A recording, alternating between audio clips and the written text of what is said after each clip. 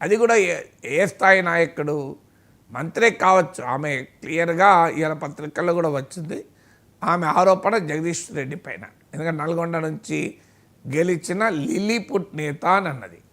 అందరికీ తెలుసు ఆ నేత ఎవరో కాదు, జగదీష్ రెడ్డి అని.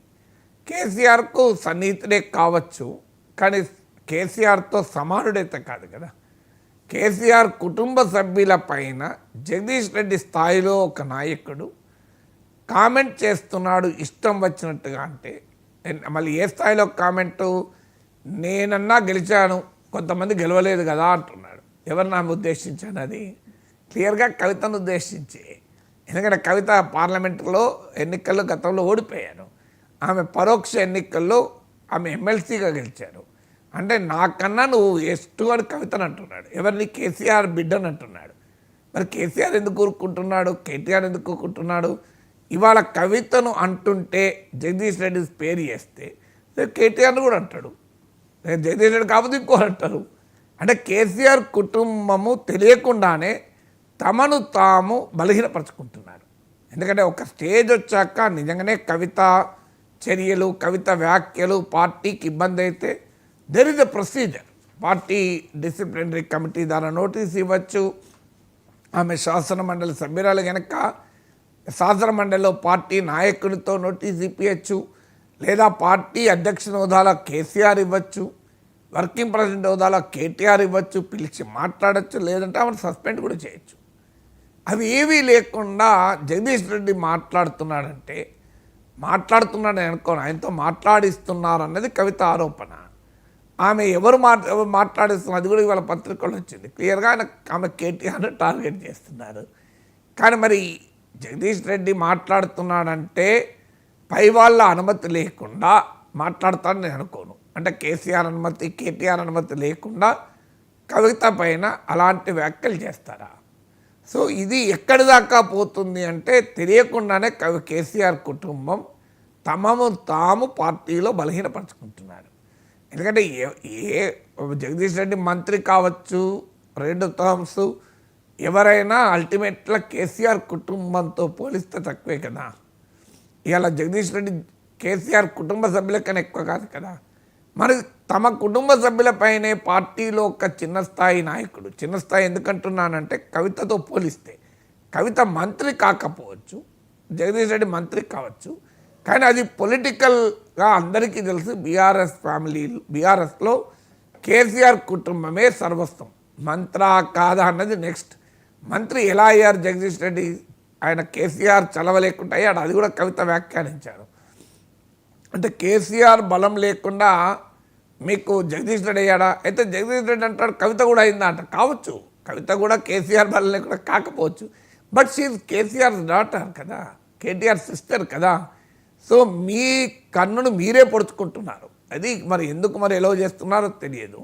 ఇలా జగదీష్ రెడ్డి కవిత అంటే కేటీఆర్ని ఇంకోరు అంటారు, రేపు ఆఖరికి అందరు కలిసి కేసీఆర్ని అంటారు.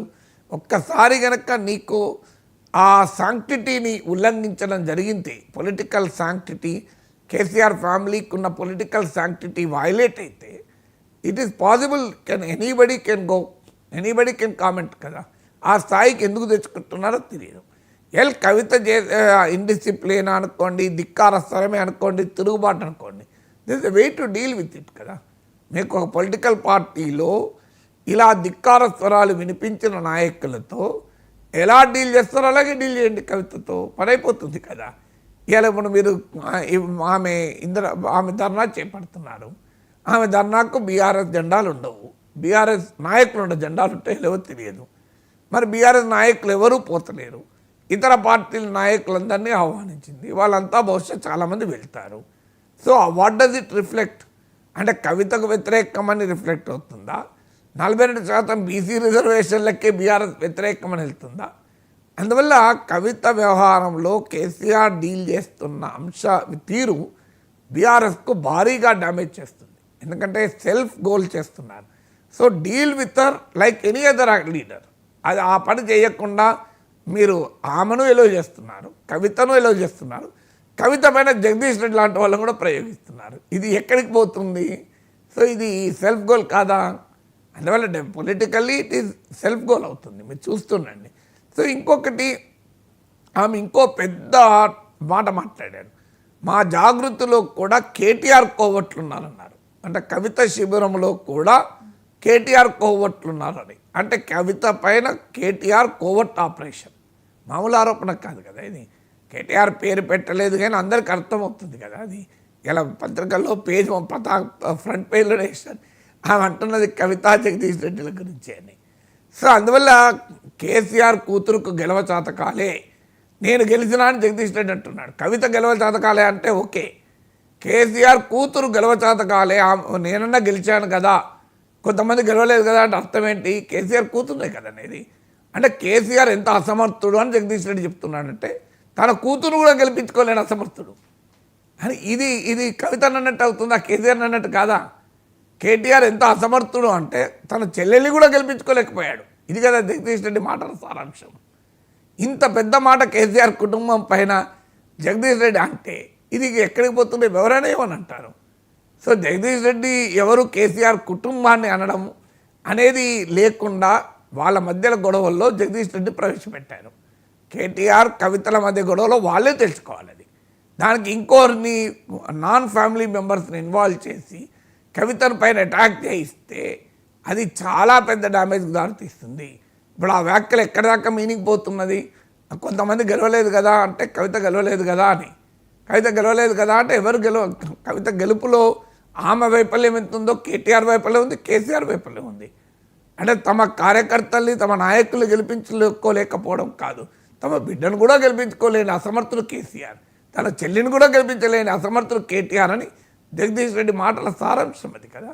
అది ఎంత ప్రమాదకరమైన మాట కేసీఆర్ కుటుంబానికి, ఎంత అప్రతిష్ట వాళ్ళు తెచ్చే మాట. మరి దాన్ని